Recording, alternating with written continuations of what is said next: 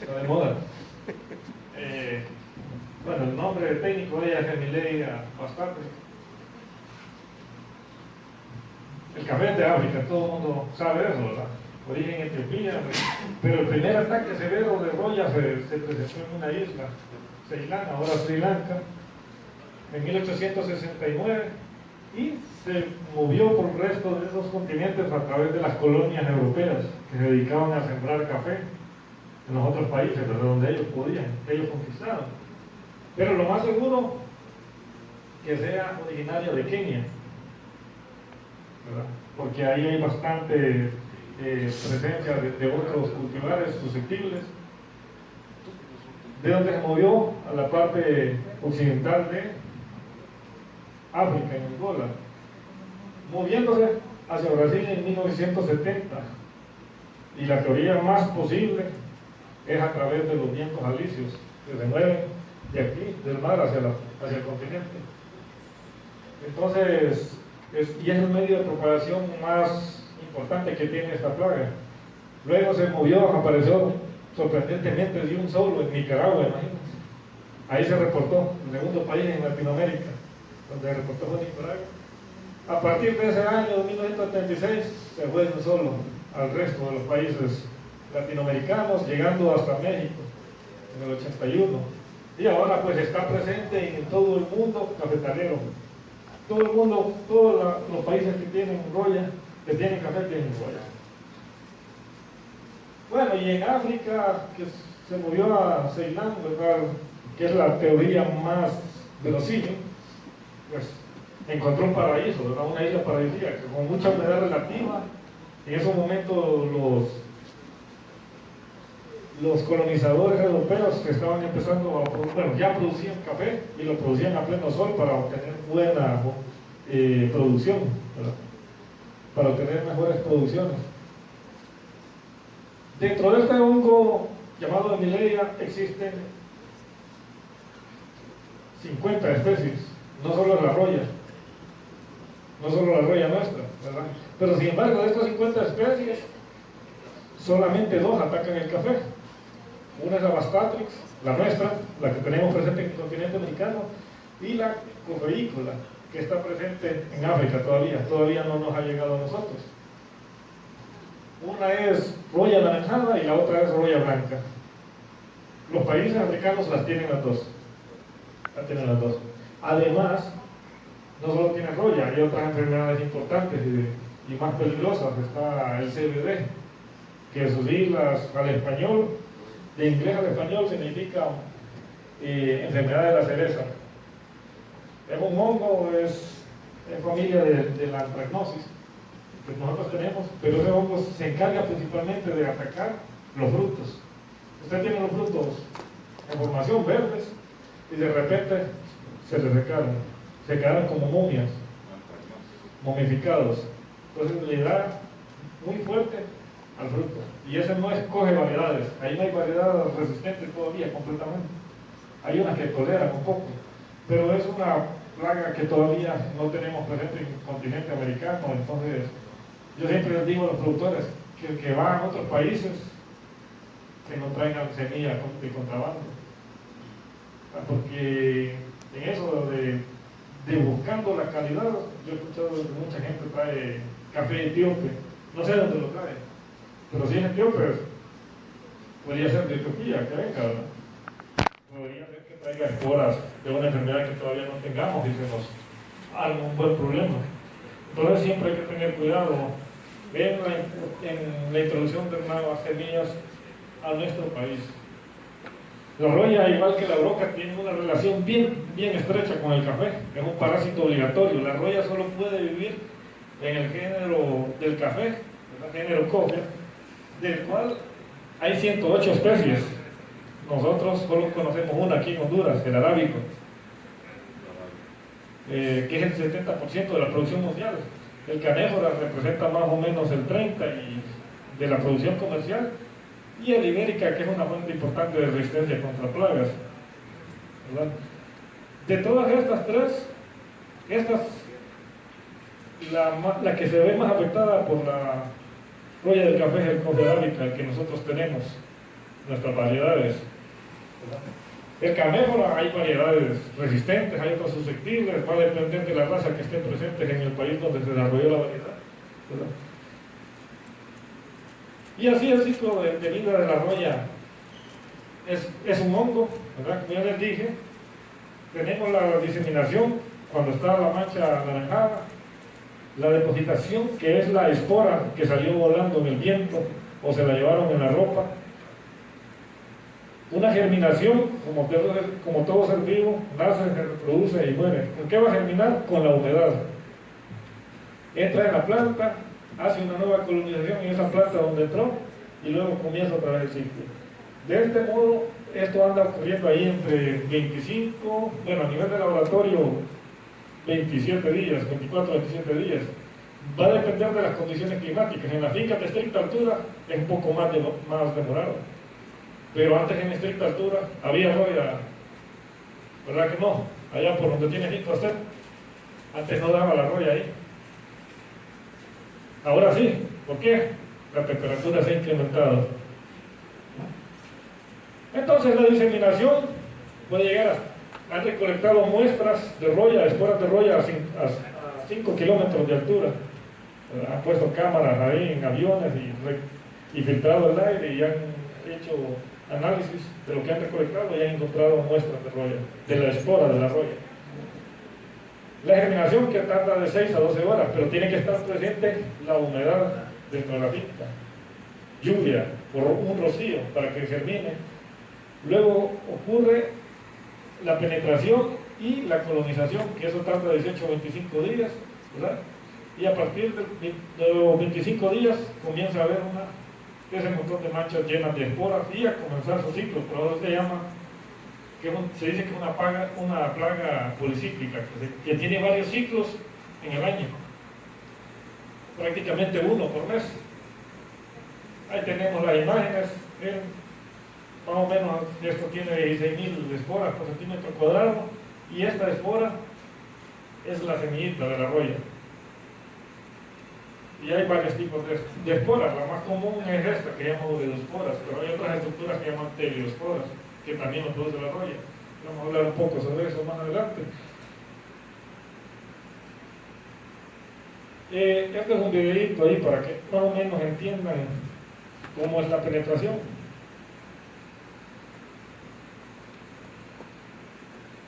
Cayó la espora, si hay insuficiente humedad relativa o sobre la superficie de la hoja, germina, eso tarda 6 a 8 horas, comienza la colonización, hasta los 18 días, el hongo comienza a entrar, entra a la planta en la colonización y empieza a absorber nutrientes que hay presentes entre los espacios celulares. Luego, este hongo comienza y produce unas enzimas, ¿verdad?, que degradan la pared celular, y una vez dentro de la pared celular se alimenta de todos sus tejidos. Y es así que ahí por los 24 o 25 días empiezan a haber clorosis primeramente y después la necrosis, o sea, la muerte del tejido. Finalmente termina la esporulación y vuelve a comenzar su ciclo de vida. Después de eso, pues, lógicamente va a haber una defoliación severa y todo lo que ya conocemos. Si no tenemos hoja, la planta no va a poder o no va a tener cómo llenar ese fruto. Pero ella quiere sacar adelante su descendencia. Va a querer sacar adelante su descendencia y comienza el autosacrificio. Empieza a mandar todos sus carbohidratos, todos sus metabolitos hacia esos frutos. Los que tiene de reserva en el mismo tejido vegetativo, en las ramas, en el eje, en el tronco, ¿verdad? Y de ese modo no le es suficiente si tiene mucha carga productiva y se termina secando y se nos pierde por completo la finca. Y el hongo en estos momentos, ustedes pueden ver que no hay roya, pero sí hay presencia de hojas viejas que tienen la esporulación en pequeñas cantidades, pero ahí está sobreviviendo en estos momentos, porque estamos en época seca y es un clima que no es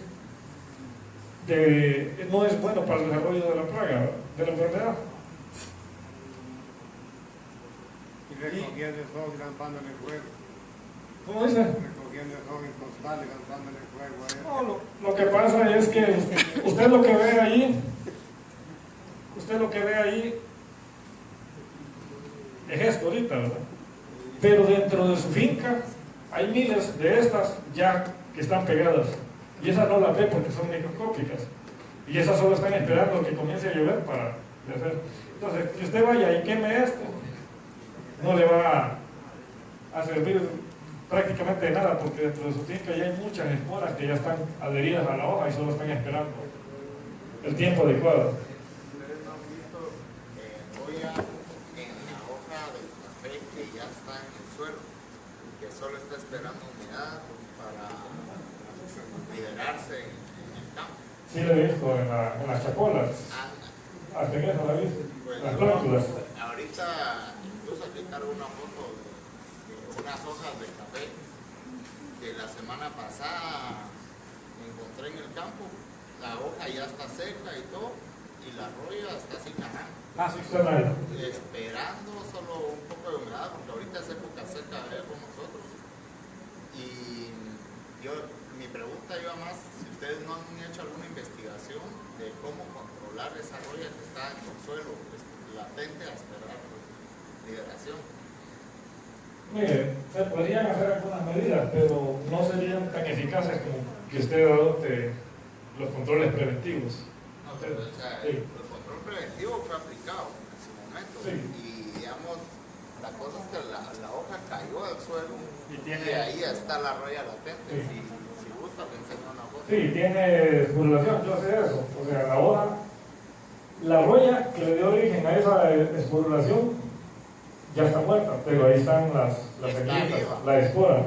Está bien. Lo que está vivo son las esporas, y las esporas ahora están esperando la humedad necesaria para terminar.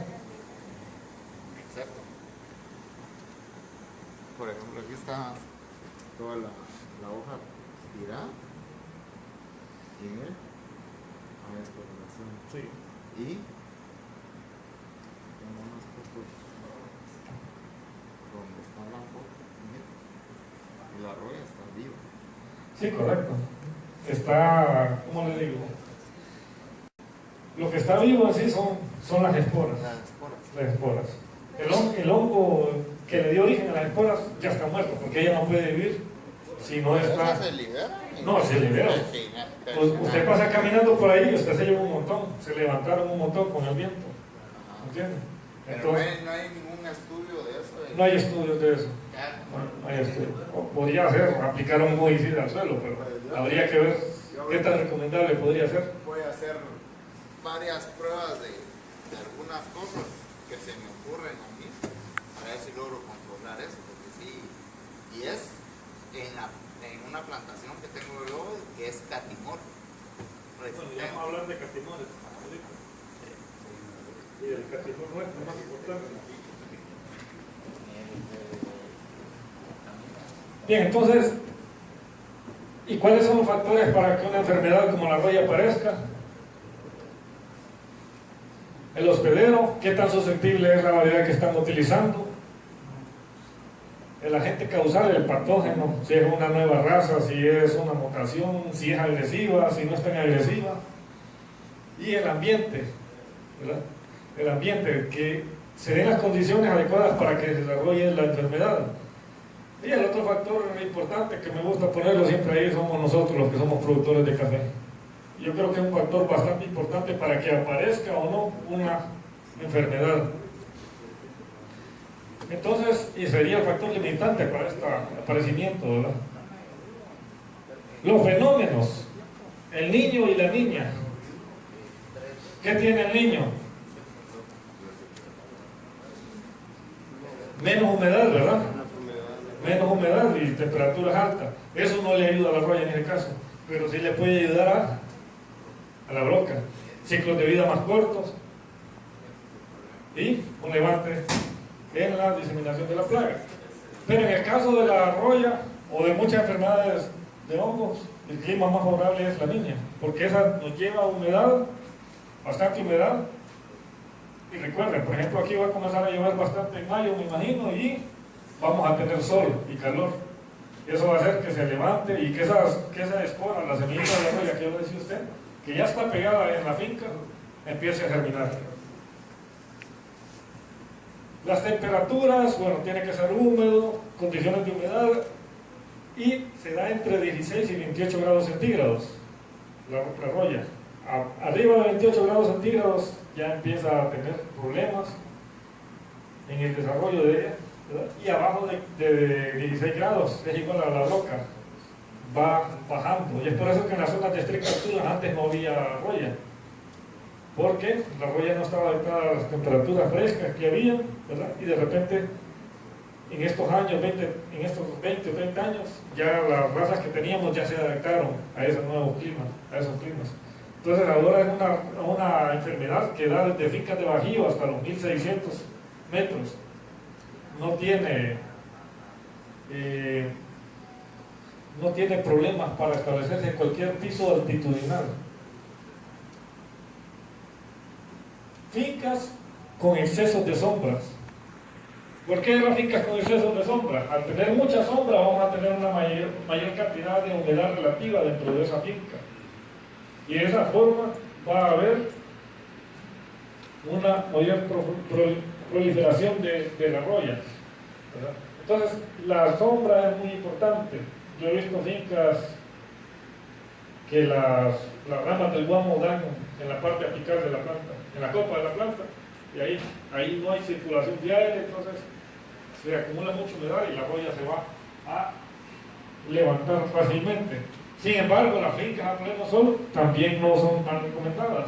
¿Por qué? Porque el tejido, la finca crece mucho más rápido, la planta crece mucho más rápido, produce más, pero el tejido también podría ser hasta más débil. La hoja más grande, las células van a ser más grandes y la pared celular va a ser más delgada. Entonces, la enfermedad, el hongo va a entrar fácilmente. Entonces, tiene que haber un equilibrio entre sol y sombra. Por eso se llama sombra regulada. La mala nutrición, que igual que la broca, lo dijimos, tiene mucho que ver con el aparecimiento de cualquier plaga o enfermedad.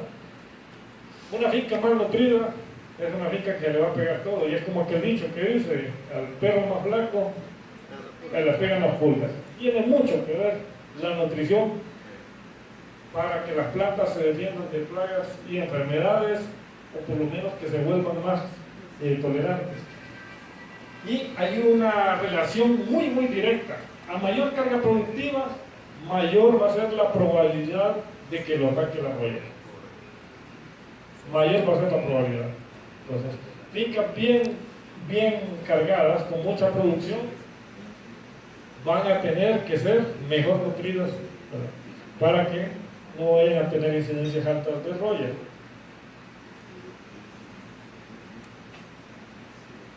¿Y cómo se desarrolla la enfermedad en nuestras condiciones? Esta es la curva epidemiológica, ¿no? Tenemos enero, febrero, marzo, abril. Cuando se llegue a abril y mayo, la roya anda bajísimo. Bueno, para explicarles un poco cómo se toman estos datos. Estos datos se toman en los centros de investigación, parcelas de Catuaí, donde se les aplica todo lo normal al suelo, excepto a la parte aérea. La parte aérea no se le echa nada y se monitorea cada 15 días para estudiar la fenología, ¿verdad?, de la plaga. Entonces, cada 15 días se hacen muestreos para ver qué porcentaje o incidencia de roya hay. Entonces, eso a nosotros nos da el resultado, como resultado de tener esa gráfica que tenemos en el centro. Entonces, nosotros ya sabemos que a partir de enero la roya empieza a bajar y anda en un nivel bien bajo, pero a partir de mayo se levantó. ¿Pero qué ocurrió a partir de mayo? Las lluvias. Y el otro aspecto, a partir de mayo, ¿qué tenemos ya? El fruto. Y a mayor carga fructífera, mayor va a ser la probabilidad de que se ataque la roya.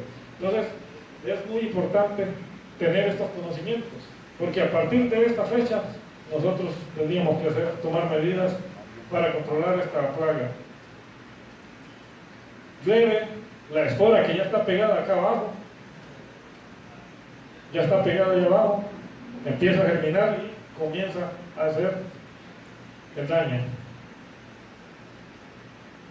Hasta que nos ocurre esto.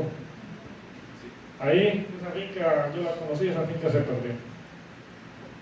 No se hizo nada en eso.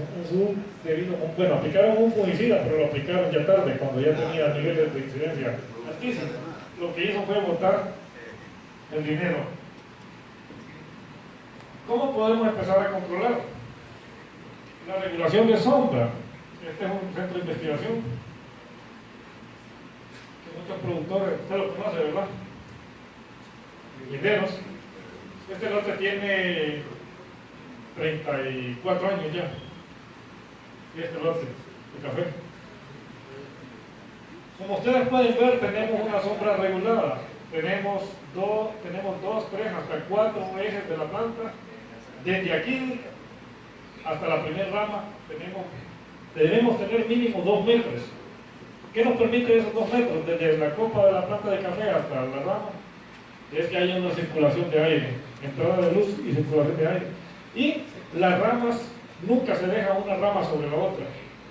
Porque si el concepto es dejar, por ejemplo, 60% de sombra con una rama establecida, pero si deja otra rama debajo, ya no tendría ese porcentaje, tendría un porcentaje mayor. Entonces lo que hace es un solo piso de ramas, un solo techo de ramas. Entonces, nunca una rama sobre la otra. Eso nos va a permitir a nosotros que nos entre aire dentro de la finca y que ese aire se lleve la humedad relativa y hay que nos ayude un poquito a controlar la plaga, la enfermedad. Entonces, eso es regulación de sombra. Además, las fincas que están con sombra regulada son más vigorosas y todo lo que usted haga va a ser más eficiente. Manejo de tejidos. Imagínense esta planta que tiene 1, 2, 3, 4, y a ver 5 tiene allá. Entre más ejes tenga la planta, van a ser más delgaditos y son ejes que están ahí solo por absorber nutrientes. Entonces la planta invierte mucho en vez de invertir en producción o defenderse, ¿verdad? Entonces quitar todo eso que no le sirve y dejar pues 1 o 2 los más productivos. ¿Entienden? Miren, poda de camellón. Esta es una variedad, esta es una planta de catoí de 27 años, bien manejada y altamente productiva. Aquí hizo poda de bandolas para que circule aire y renovar este tejido. Miren, aquí vienen las bandolas secundarias nuevas. Esas bandolas el próximo año van a tener cosecha. Aquí va a pasar el aire libremente y si usted anda aplicando un fungicida, se le va a hacer más fácil. Entonces, manejo de tejidos tiene mucha importancia en las otras prácticas también, ¿verdad?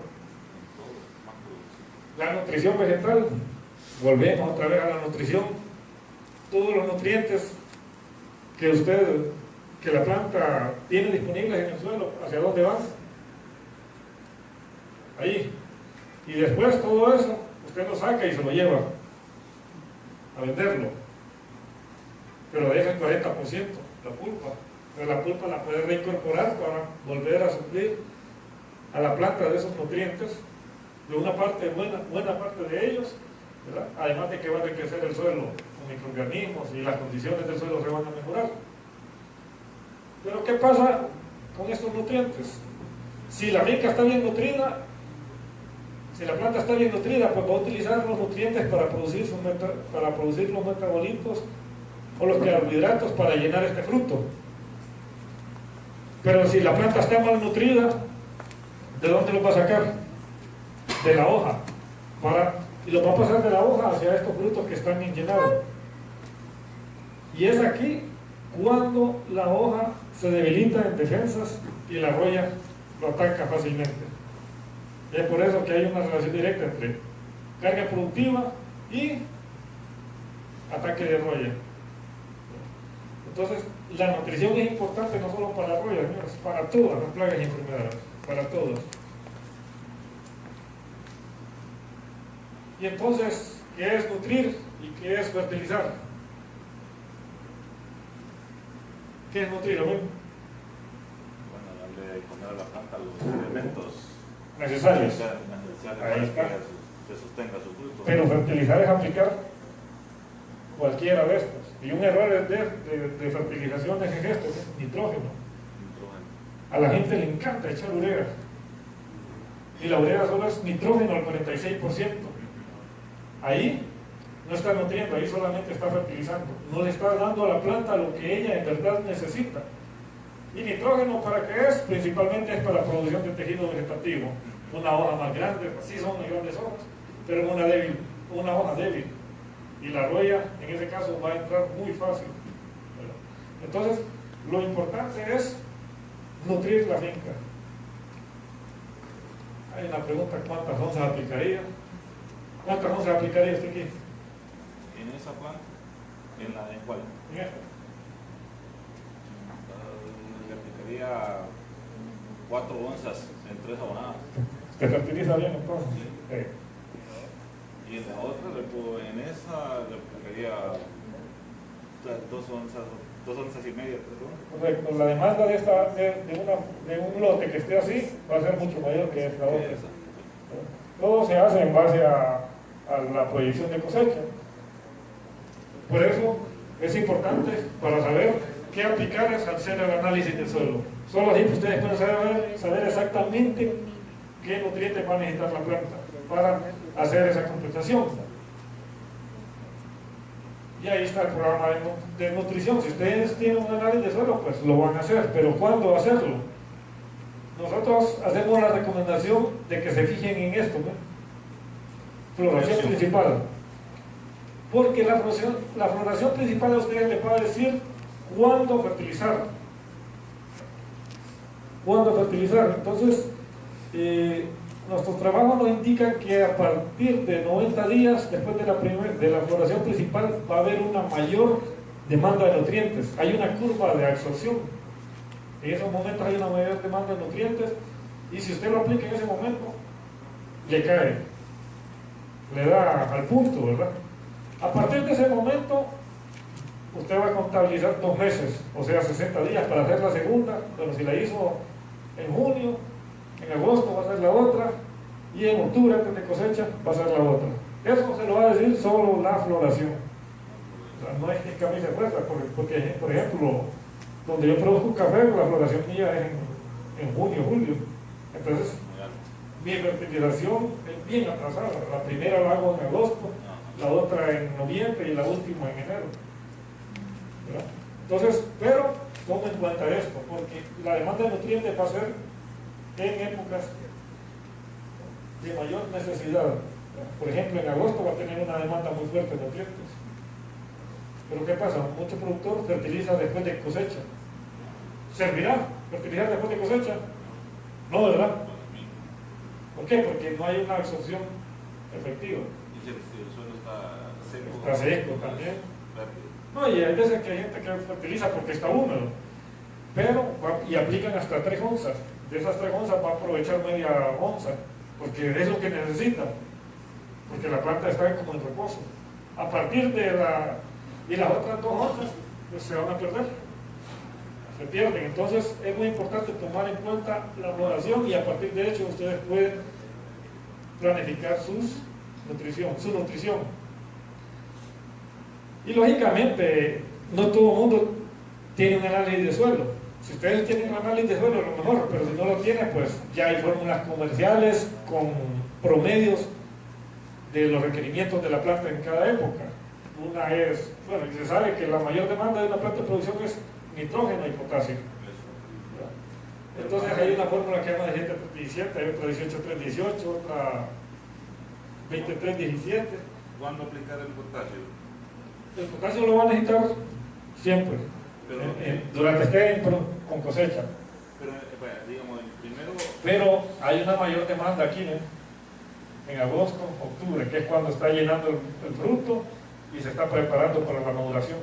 Ahí estamos en una... Porque con otros ingenieros, en mi finca hemos estado... que dicen que la primera abonada le ponga el potasio alto también, igual al mismo nivel de nitrógeno.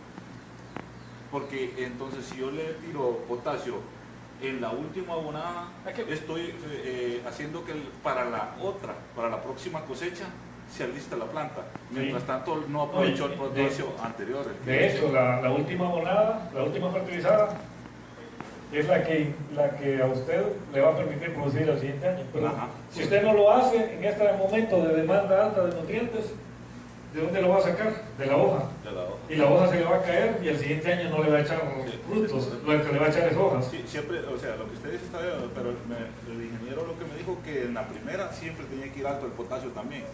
Sí, por ejemplo, mire esta fórmula que está aquí, 17, 3, 17. 17 de nitrógeno, 3 de fósforo y 17 de potasio. Ajá, ahí, correcto. Está balanceado. Está balanceado. Está balanceado. Y lo hacen, por ejemplo, si yo voy a usar esa fórmula, lo voy a hacer en junio, en agosto y en octubre. ¿Verdad? Porque no tengo un análisis de suelo. Pero si tengo un análisis de suelo, a mí me va a decir exactamente cómo es la cosa. El 7 de fósforo, ¿no? El 3. 3. Nitrógeno, fósforo y potasio. Ajá. Así salen así, con algunos micronutrientes, y se usa una regla general que en base a la proyección de cosecha. Por ejemplo, si yo voy a producir 20 quintales, aplico 2 onzas. Si creo que voy a aplicar 30 quintales, aplico 3 onzas. Si son 40, aplico 4 onzas y así. Pero con una finca que usted le esté dando 20 quintales, yo creo que la sostiene ella sola, ¿va? No, la sostiene. Saca su cosecha, pero el siguiente año no echa nada. Pero La bianualidad le baja bastante. Bueno, sería tal vez aplicarle poco abono, ¿ah? Porque imagina, No, hacer pues, números, pues. Porque... No, y si usted manda a hacer un análisis de suelo y por esos análisis de suelo le pregunta a usted cuál será su cosecha, un aproximado, y usted le pone 20 quintales, seguramente el análisis de suelo le va a decir que aplique 2 onzas. Pero si usted le pone 60, va a ser una buena cantidad de nutrientes. Entonces así anda la cuestión de la nutrición. ¿Y qué nos permite una buena nutrición en la planta? Pues los metabolitos secundarios, miren. Todos estos son metabolitos y todos tienen que ver en la defensa de la planta contra la roya y contra las otras plagas. Una pared celular más gruesa, una planta más vigorosa y más resistente. Y llegando así al control de fungicidas. Y es aquí el punto donde todos tenemos problemas. ¿Cuándo aplicar? ¿Cuándo aplicaría usted, Flores? ¿Cuando está así o cuando está así? Bueno, cuando está en el nivel mínimo, pues. En el mínimo es más fácil. Y eso ocurre ahorita en abril, mayo. Después va a estar así. Pero si está así, esto tiene un 80-90% de infección. Si está así, ustedes apliquen el fungicida y a los 15 días esa planta no tiene ni una sola hoja. Y está completamente afectada y seguramente se va a secar si tiene mucha carga, si está con bastante producción. Y si no tiene producción, pues se va a recuperar lo más seguro. ¿Qué pasa? Si ahorita aplicamos para prevenir, como está en la primera, pero si la planta está deshidratada, si usted se ha fijado, las hojas están deshidratadas, ¿le hace efecto o probablemente estamos afectando? Es que en lo que va a tener un efecto va a ser en la espora.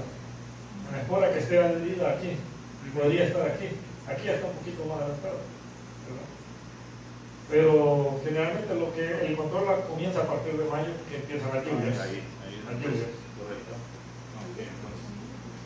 Y es por eso, miren, a partir de mayo empieza a subirse. Si usted no hace nada, la roya en diciembre le va a tener la finca completamente dañada y la va a perder la cosecha e incluso las plantas, ¿verdad?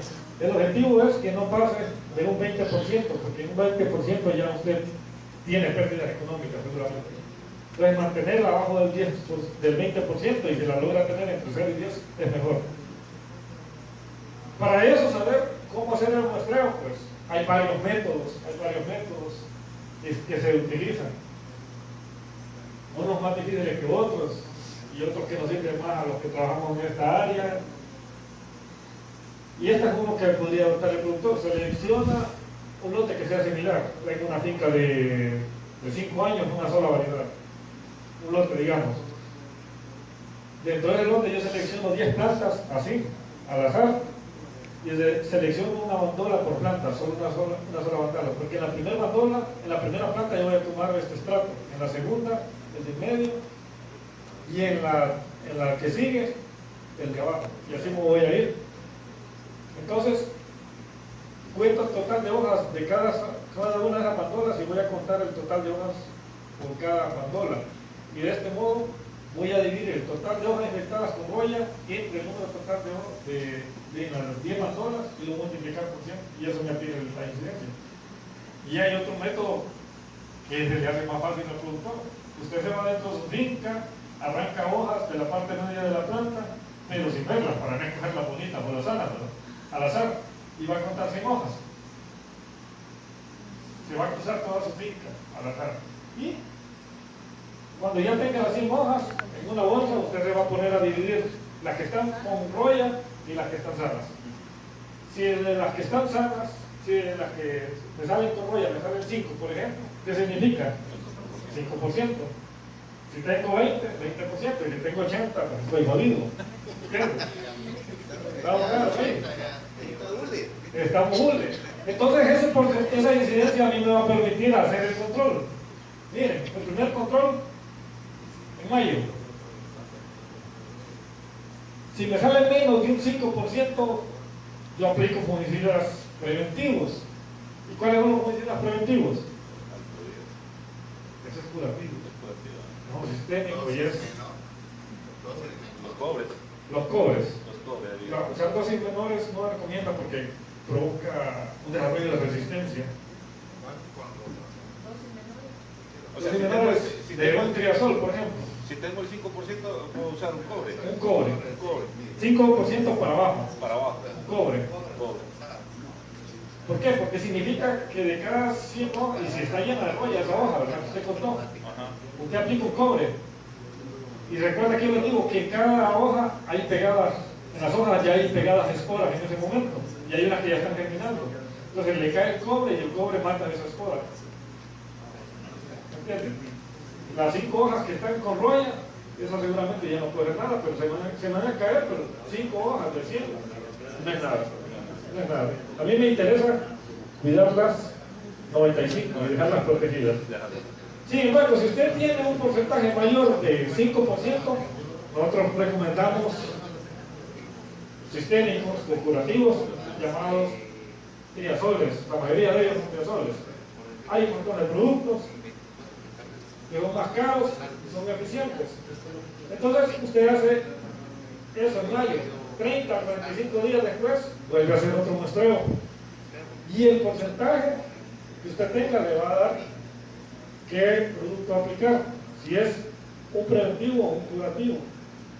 30 a 45 días después, podría ser en octubre, lo volvemos a hacer. Entonces, la incidencia nos va a determinar a nosotros qué producto aplicar, si es curativo o preventivo. Pero hacer esto a partir de mayo. Si ustedes vienen y lo hacen en octubre, mejor no hagan nada. Porque la finca va a estar así como aquellas hojas, 80%, y eso se va a perder. Eso se va a perder. Y es así. Ustedes también en este punto pueden tomar como punto de partida la floración inicial. El primer control a los 30 a 45 días, el segundo control a los 65 a 75, el tercero a los 95 o 105 días después de la floración. Pero esos controles lo van a hacer tomando en cuenta el muestreo que hagan en su finca para ver las incidencias. Y si están en estricta altura, como yo, seguramente van a tener que hacer un cuarto control. ¿Por qué? Porque la humedad. sí, correcto. Por ejemplo, yo termino cosecha en mayo, junio. O sea que a mí me agarra casi todo el año que va a estar cargada la finca para que se desarrolle el hongo. El objetivo es dejar de aplicar fungicidas 45 días antes de la cosecha. Entonces, generalmente los que están en estricta altura necesitan más aplicaciones, porque tiene más chance el hongo de desarrollarse. Tiene la humedad y tiene la carga fructífera la planta. Entonces está más susceptible. Y hay varios, miren, óxido de cobre, hidróxido de cobre, cloruro de cobre, y un sinnúmero. De los que hemos hablado nosotros están esos, ópera, esfera, amistad, cipacul, odios, todos esos nos han funcionado muy bien. Y son triazoles, es muy bruto. Entonces, esos son los productos. Esto a nosotros nos va a permitir que, por ejemplo, aplicamos aquí, ¿verdad? En estos meses, en vez de que la roya se nos levante hasta acá, mantenerla debajo del 20%. Y si la tenemos abajo, 10 es mucho mejor. Entonces, nos va a permitir que esté ahí. Que llegue diciembre y que esté completamente bajo. Entonces, así es el programa de aplicación de fungicidas. La calidad del agua es muy importante. ¿Cuál usaría usted? La primera, ¿verdad? Esa. Porque cada producto tiene su pH óptimo. O sea, si es ácido o es alcalino. Los herbicidas en pH ácidos, los fungicidas de 5 a 6.5 y los insecticidas de 4 a 7. Pero ¿qué pasa si yo uso un agua que tiene un pH de un 10? ¿Será que me va a ser eficiente? No, me va a desactivar. Y los herbicidas son mucho más sensibles a eso. El fungicida le aguanta un poquito, pero no me va a ser tan eficiente. Por eso es importante ver la calidad de agua. Porque los compuestos que nos hacen que esté el pH alto nos generan una degradación del ingrediente activo. Entonces hay que chequear eso para que nos funcione bien. ¿Y cómo estamos aplicando? Miren, la forma correcta es de que el productor o el que está aplicando, se vaya por un solo lado de la planta. Cuando termine ese lado, pues agarre el otro. Cuando yo estoy, el trabajador que me ayuda a mí, lo hace así, pero cuando yo no estoy, lo hace así, al otro lado. ¿Qué provoca esto? Que ustedes dejen muchas plantas ahí sin aplicación de fungicida y después miran, hasta me funcionó, pero tengo unas plantas con una incidencia alta. ¿Por qué? Porque no le aplicaron. Y que lo hagan en todos los estratos. Hay muchos fungicidas que son sistémicos y se mueven acropetralmente, o sea, de abajo hacia arriba. Por ejemplo, el tebuconazol, que es un ingrediente activo, si usted le aplica aquí, se va a ir hacia arriba. Pero si solo le aplicó ahí se quedó. Pero si le aplica aquí, se va a ir hacia arriba una parte, pero quizás no le vaya a ser suficiente para actuar en toda la planta. Entonces lo mejor es que le apliquen en todos los estratos. Y también hay que ver la economía. Una finca que se aplicó, miren cómo está llena. Ahí se botó mucho producto. Entonces lo que necesitan es solo la cobertura necesaria, que no lo bote mucho la planta. Usar las boquillas adecuadas para cada actividad. Hay boquillas de abanico, hay otras boquillas como cortina, ¿verdad? Entonces saber cuál es. Las de cortina son para usar herbicidas y las de fungicidas abanico, ¿correcto? Y hay diferencias.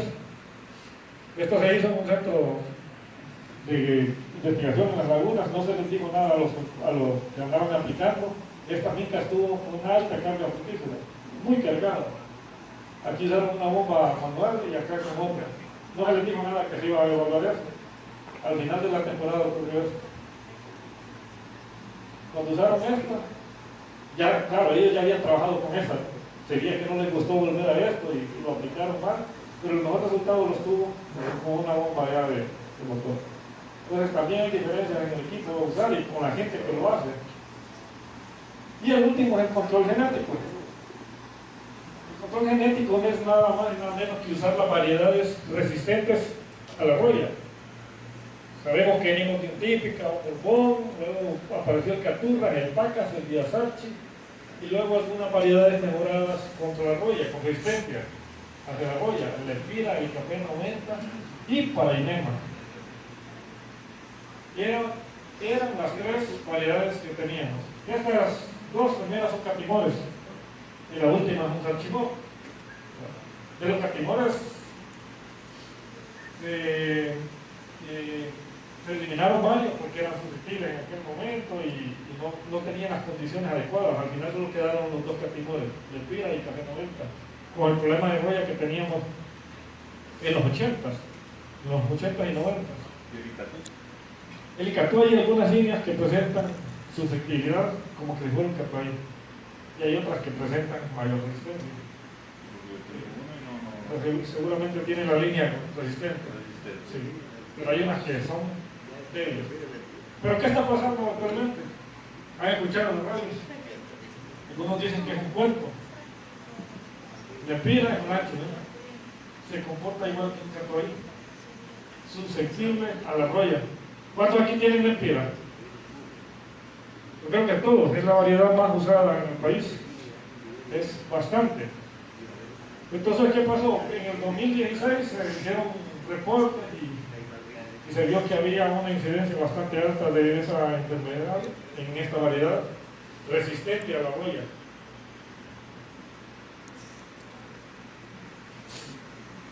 Pero ¿qué pasa con la roya? La roya es igual a los perros, hay un montón de razas.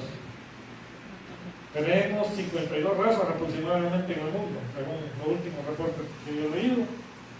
Colombia tiene 16, Brasil tiene 35, Colombia ya tiene 10, las últimas reportadas 4 hace un par de años, nuevas.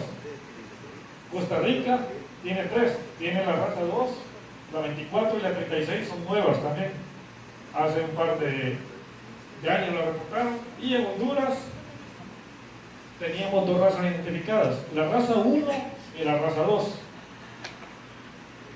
Pero cada país desarrolla sus variedades de acuerdo a la problemática que tienen. Entonces nosotros desarrollamos variedades que fueran resistentes genéticamente a la raza 1 y a la 2.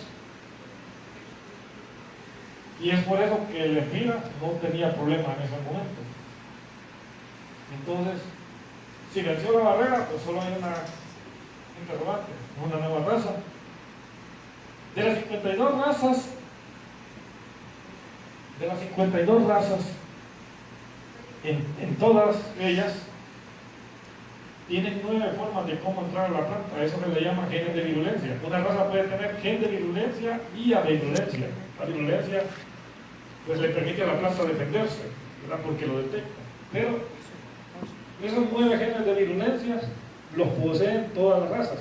Lógicamente, hay razas que tienen un solo gen de virulencia, hay otras razas que tienen 5, hay una que tiene 8. La India tiene 52 razas y tiene una raza, las 52 razas, y tiene una raza que tiene 8 genes de virulencia, o sea, 8 formas de cómo vencer la resistencia de las plantas de café. Sin embargo, las especies más importantes en mejoramiento, arábica, canéfora o el robusta y el ibérica, también tienen 9 genes para defenderse de la roya. Entonces, ellas lo que hacen es determinar los genes que tiene la roya y se defienden de esa forma.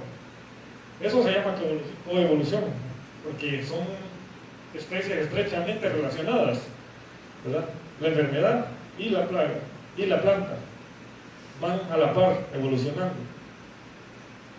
Entonces, si nosotros tenemos una planta de café genéticamente mejorada contra una raza de roya, una raza X, y digamos que esta raza tiene 4 genes de virulencia, ¿verdad?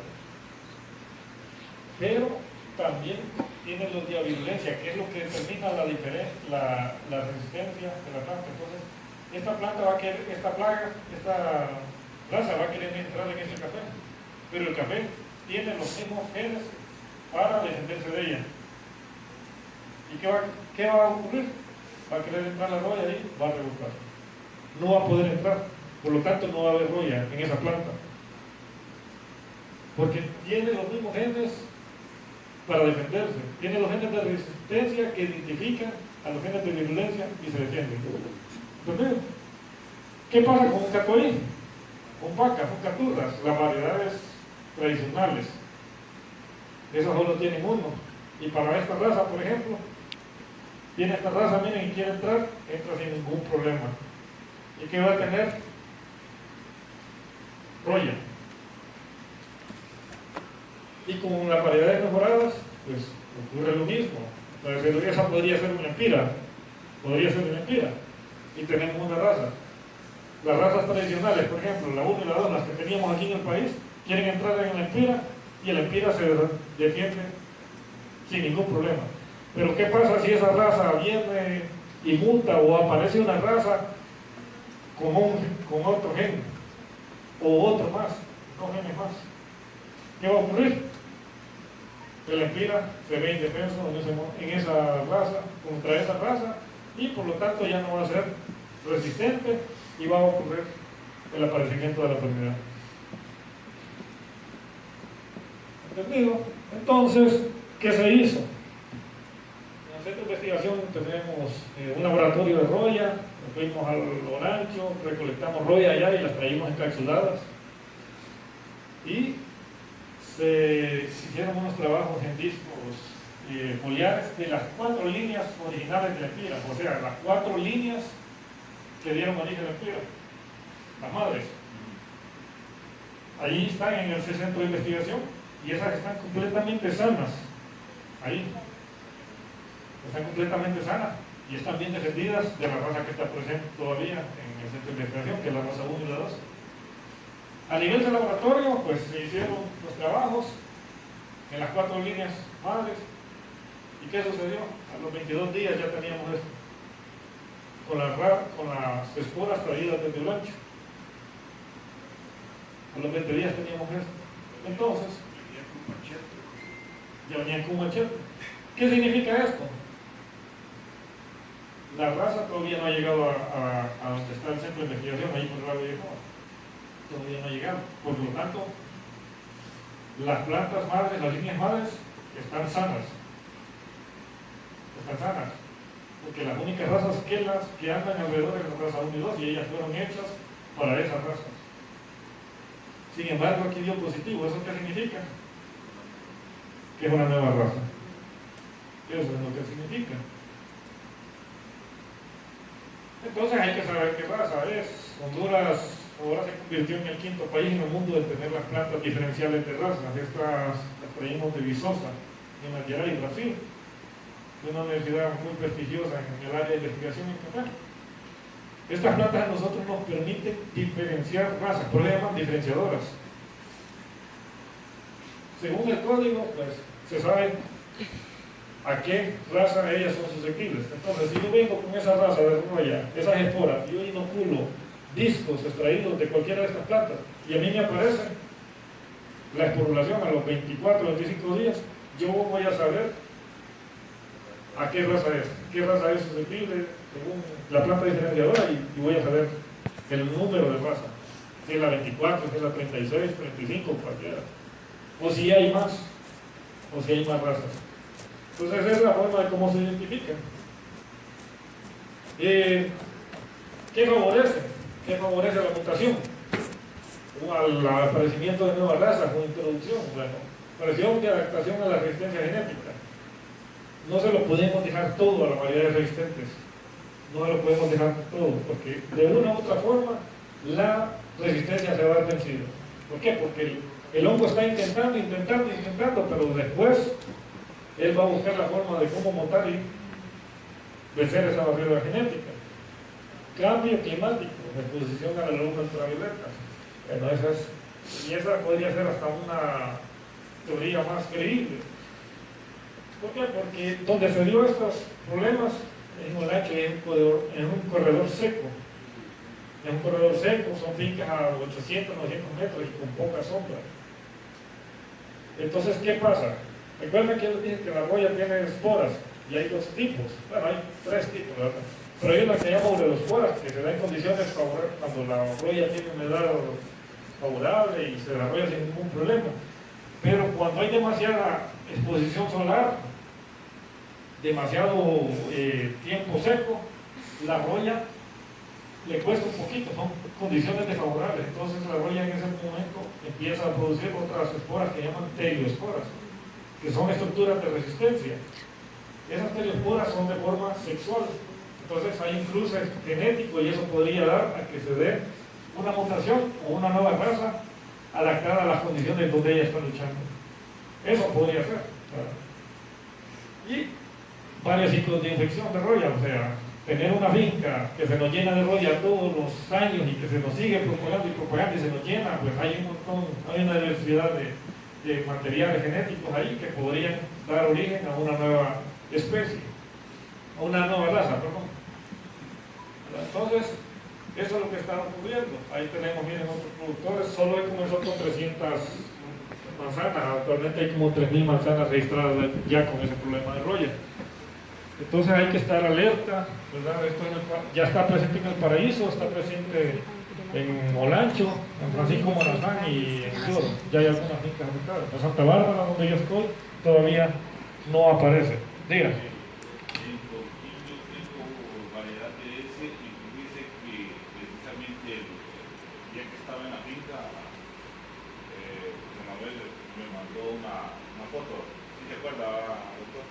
Yo le comenté que me mandó una foto que había en el Pira, ¿se acuerda? Que yo le dije, bueno, una cosa buena, ¿cómo ándale?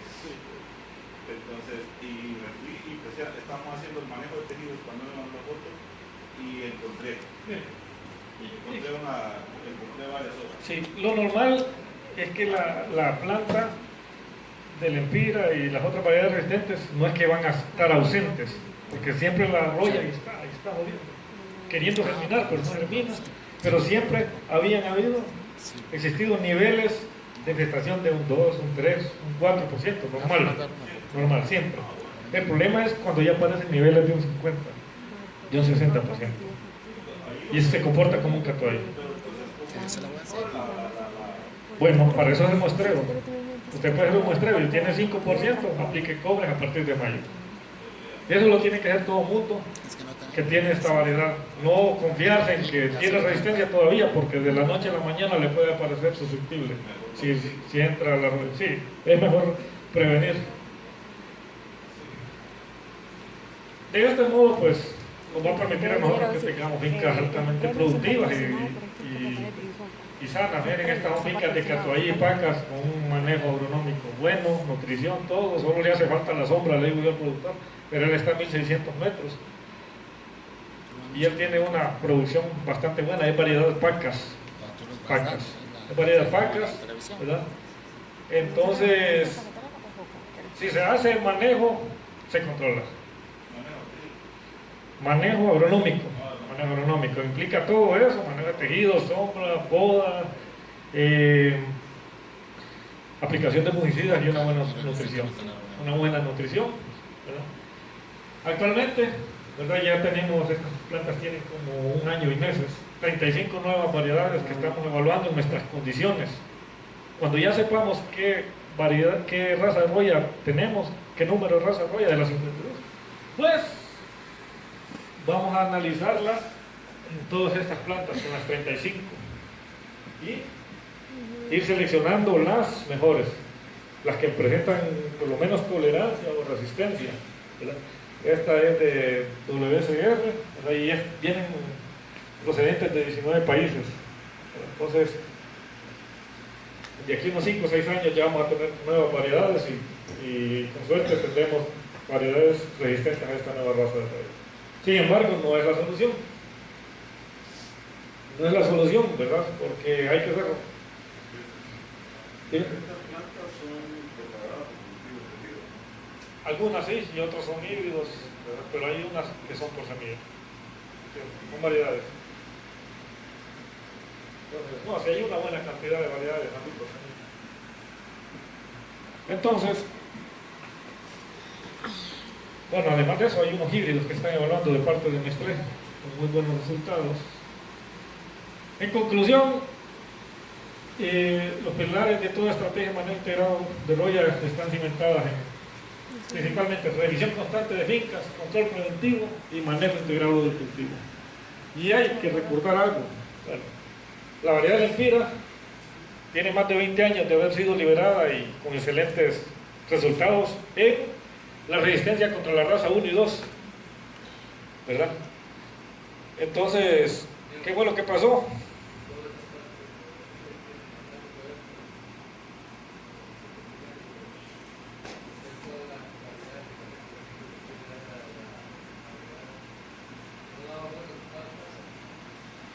Bueno, Sí, ya era otro tema, pero la Empira no tenía tanto así, pero sin embargo con procesos se han visto que han entrado a tasa de excelencia en la tasa. No era muy gustado, dicen. Con algunos procesos parece que sí han mejorado, pero por ahí tenemos a Juan Carlos Guerras, que es especialista en esa área. Ahí podríamos hacer la consulta. Concluyendo que las variedades resistentes a la roya no es una solución absoluta y que no hay una variedad eternamente resistente a la roya, a las 52 razas. Siempre la roya va a estar ahí, evolucionando con la planta que se tenga y en las zonas donde se desarrolla la variedad. Entonces no hay variedad absoluta, siempre va a ocurrir una mutación o aparecimiento de nuevas razas que sean fuertes y agresivas contra las variedades que tengamos en ese momento que sean resistentes. Por decirles así, a nosotros nos duró, ¿cuánto? Más de 20 años el Empira, más de 20 años con resistencia. El café 90 lleva 30 años, el Parainema lleva 13,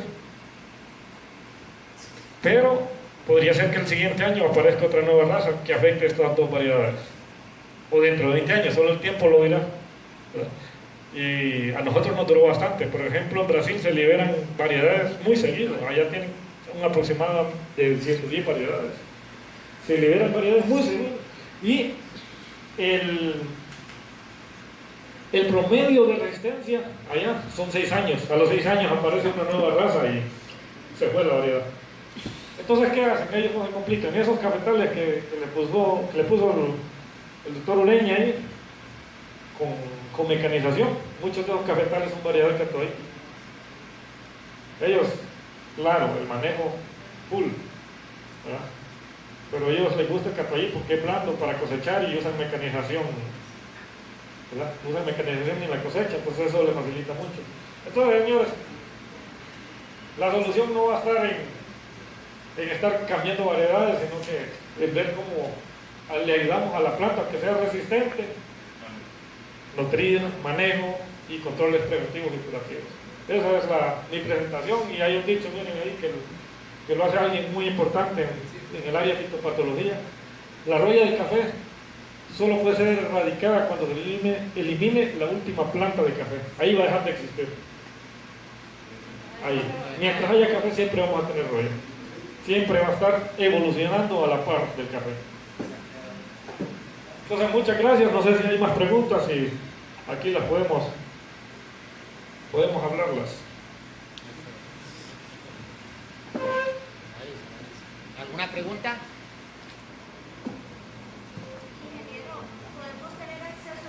Sí, sí, claro. El doctor las tiene y yo creo que las va a hacer llegar por enlace de Dropbox o algo así, ¿verdad?